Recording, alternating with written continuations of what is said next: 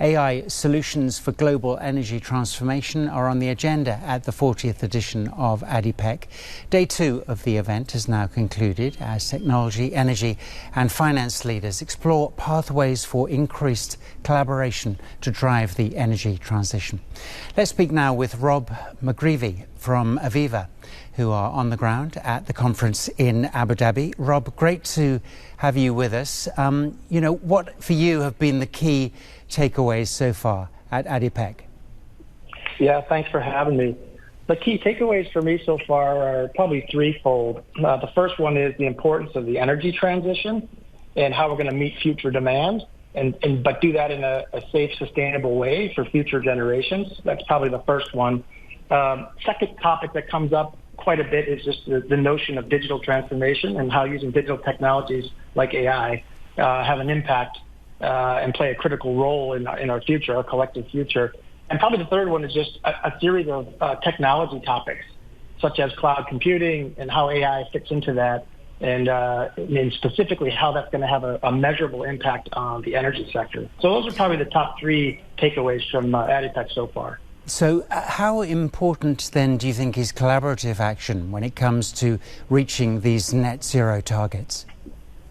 Oh, it's a top priority. As far as with the daunting challenges ahead of us, we as a community and as an industry all need to work together across industries, across companies to solve these problems. And so that means both public and private sectors working together to sort of transform and meet these new and interesting challenges. So it really is going to take the industry at large and the ecosystem or the community of practice here at ADIPEC to sort of take these problems on. So collaboration amongst the peer group here is quite top of mind for everyone.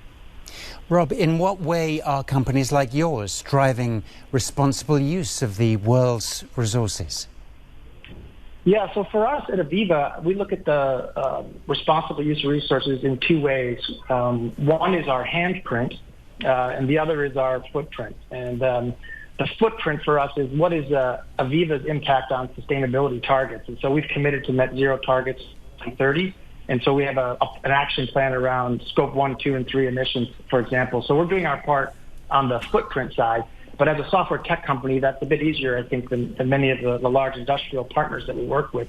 The second thing that we see, and frankly the more impactful, is our handprint.